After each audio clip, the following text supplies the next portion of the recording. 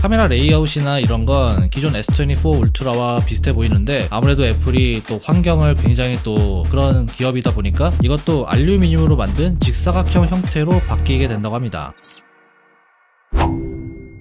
자, 오늘은 테크위크 시간인데요. 내년에 출시하게 되는 아이폰 17 그리고 갤럭시 S25 여기에 이어서 단통법 폐지 소식까지 준비를 했습니다. 그럼 어떤 내용들이 있는지 지금부터 같이 보시죠. 고고! 자, 첫 번째 소식은 바로 단통법에 대한 내용인데요. 드디어 단통법이 폐지가 된다고 합니다. 단통법은 소위 말하는 그 성지에서 구매하시는 분들, 혜택을 많이 받고 지원금을 많이 받고 구매하시는 분들과 그렇지 못한 분들의 차이를 줄이기 위해서 만든 법안인데요. 이게 지난 2014년부터 이제 도입이 됐습니다. 사실 이게 예전에는 도움이 됐을지는 몰라도 최근 같은 경우는 오히려 부담만 가중시키고 있다, 이런 의견들이 많이 나오고 있어요. 여러분들도 아시겠지만 요즘 웬만한 스마트폰들은 다 100만원이 넘잖아요. 단통법에서 공시지원금 상한액을 정해버리니까 지원금을 받아도 비싼 건 매한가지입니다. 거기에다가 소비자들은 그 혜택을 받으려면 또 비싼 요금제를 일정 기간 동안 유지해야 되는 그런 약관들도 많이 있어요. 그래서 저는 통신사에서 구매하는 것보다 자급제를 훨씬 더 선호하긴 해요. 그냥 애플이나 삼성 이런 데서 제품을 구매한 다음에 요금제는 내가 원하는 요금제를 선택 약정으로 할인을 받아서 이런 식으로 쓰고 있습니다. 저 같은 경우는 이게 오히려 훨씬 더 저렴하더라고요. 아무튼 이제 단통법이 사라지게 되면 공시지원금 상한선이 없어지게 되는 거고요. 통신사들 간의 지원금 경쟁이 다시 시작되는 거예요. 사실 이건 진작에 폐지가 되었어야 되는 건데 이제라도 돼서 뭐 늦은 감은 있지만 그래도 좀 다행이다, 이런 생각은 드는 것 같고요. 이게 얼마만큼의 가격이나 효과를 가져올지는 아직은 모르겠지만 그래도 기존보다 훨씬 더 부담스럽지 않게 조금 더 저렴하게 구매할 수 있으면 좋을 것 같습니다. 다음은 내년 1월에 출시하게 되는 갤럭시 S25 소식인데요. 갤럭시 S25 울트라의 실제 모습이 나왔습니다. 이 영상은 레딧이라는 해외 커뮤니티에 올라온 영상인데요. 우선 컬러를 보면은 무광톤을 가진 실버 컬러로 보입니다. 카메라 레이아웃이나 이런 건 기존 S24 울트라와 비슷해 보이는데 뭔가 더 약간 더 각진 느낌의 깻잎통 디자인으로 바뀌게 된 것 같아요. 그리고 좀 더 자세히 보면 모서리 부분이 약간 둥글게 처리가 되어 있는데 이게 기존과 좀 달라진 부분이라고 할 수 있고요. 카메라 부분도 보면 블랙 컬러의 카메라 링이 렌즈 전체를 감싸고 있어요. 이것도 기존 S24랑은 약간은 차이가 있어 보입니다. 뭔가 이런 스타일은 폴드 6에 들어간 카메라 링이랑 비슷해 보이는데 카메라 렌즈가 좀 더 돋보이는 디자인으로 나오지 않을까 싶습니다. 추가로 이미지도 몇 장 유출이 되었는데요. 여기에서는 S25 울트라의 하단 모습을 확인할 수가 있어요. 여기 보면 S펜 슬롯, 스피커, USB-C 포트, 유심 슬롯이 보이죠. S펜 슬롯 같은 경우는 오른쪽으로 바뀌게 될 거다, 이런 얘기들도 있었는데 여전히 왼쪽에 들어가 있는 모습이고요. 자세히 보면 위치가 기존보다는 약간 더 모서리 쪽으로 치우쳐져 있는 모습입니다. 그리고 다음 이미지를 보면 충전 케이블이 꽂혀 있는 상태인데 이번에 새롭게 나오는 One UI 7.0의 충전 알림도 확인할 수가 있어요. 마지막 세 번째 이미지에서는 울트라의 가장자리 베젤을 자세히 볼 수가 있었는데요. 베젤이 상당히 얇고 균일하게 들어가 있는 걸 알 수가 있죠. 이번 S25는 기존처럼 칩셋이 두 가지로 나눠져서 들어갈 예정이었다고 해요. 원래는 엑시노스 2500과 스냅드래곤 8 엘리트 이렇게 나눠져서 들어갈 예정이었는데 이게 좀 최근에 바뀌었다고 합니다. 이번 S25 모든 모델에는 스냅드래곤만 들어가게 되고요. 엑시노스는 탑재되지 않는다고 합니다. 이렇게 된 가장 큰 이유는 자사 칩셋인 엑시노스의 수율이 기대보다 낮게 나왔기 때문인데요. 그러니까 양품 비율이 기대치 이하라는 소리죠. 사실 갤럭시 사용자분들 중에서 이런 걸 신경 쓰시는 분들도 많이 계시는데요. 최근 들어서는 격차가 많이 줄어들긴 했어요. 그래도 스냅드래곤의 성능이 조금 더 높았기 때문에 이 칩셋을 더 선호하긴 했습니다. 어쨌든 이번에 스냅드래곤 8 엘리트가 모두 적용이 된다는 건 상당히 좀 긍정적인 부분이지 않나 싶고요. 얼마 전에 나온 벤치마크 점수도 보면 멀티코어 기준 9000점이 넘는 스코어를 보여주고 있는데 이 정도면 전작에 비해서 상당히 많이 높아졌다고 볼 수 있어요. 이번에 성능 쪽으로 한번 기대를 해봐도 좋을 것 같습니다. 자, 다음은 아이폰 17에 대한 내용인데요. 출시까지는 굉장히 많은 기간이 남아있긴 한데 그래도 여러가지 소식들이 최근 들어서 나오고 있어요. 이번에 나온 건 바로 디자인에 관한 내용인데요. 더 인포메이션에 따르면 아이폰 17 프로 모델에는 현재 들어가 있는 티타늄 대신 알루미늄 프레임이 적용이 된다고 합니다. 이 알루미늄 프레임은 아이폰 기본 모델에만 들어갔던 프레임인데요. 아이폰 14까지는 기본형에는 알루미늄, 프로에는 스테인리스 스틸 프레임이 들어갔어요. 그리고 아이폰 15 프로부터는 이게 티타늄 프레임으로 바뀌었고요. 현재 아이폰 16의 후면을 보면은 글래스로 되어 있습니다. 그런데 아이폰 17 프로의 후면은 알루미늄과 글래스 이 두 가지 소재가 모두 사용이 된다고 해요. 있어요. 후면 상단 부분의 절반은 알루미늄으로 만들어지고요. 하단 절반은 유리가 들어간다고 합니다. 하단부에 유리를 적용하는 이유는 무선 충전을 지원하기 때문이라고 하고요. 카메라 섬도 기존에는 3D 글래스로 되어 있는데 이것도 알루미늄으로 만든 직사각형 형태로 바뀌게 된다고 합니다. 카메라 섬 자체는 이전 프로 모델보다 훨씬 더 크게 되지 않을까 싶어요. 이 소식을 듣고 저는 좀 의문이 들긴 했어요. 카메라 섬이 왜 직사각형으로 바뀌는지, 왜 알루미늄을 사용하는지, 카메라 섬이 또 얼마나 커지게 될지 이런 게 좀 궁금하기도 했는데 제가 생각을 해보니까 알루미늄 같은 경우는 또 재활용이 가능하니까 아무래도 애플이 또 환경을 굉장히 또 생각하는 탄소 중립의 그런 뭐 선두주자 그런 기업이다 보니까 그런 거와 또 연관이 있지 않을까 싶긴 해요. 카메라 섬 같은 경우는 구글의 픽셀 같이 만들 수 있다고 하는데 픽셀폰처럼 전체 길이로 카메라 섬을 늘린다면 훨씬 더 안정감이 생길 것 같다. 테이블 위에서 더 이상 흔들리지 않아서 좋을 것 같다. 이런 의견들도 나오고 있어요. 개인적으로 저는 이 디자인 그렇게 썩 마음에 들진 않는데 뭔가 아이폰 같은 느낌은 좀 사라지지 않을까, 좀 더 안드로이드 폰에 가까운 느낌으로 바뀌지 않을까 싶긴 합니다.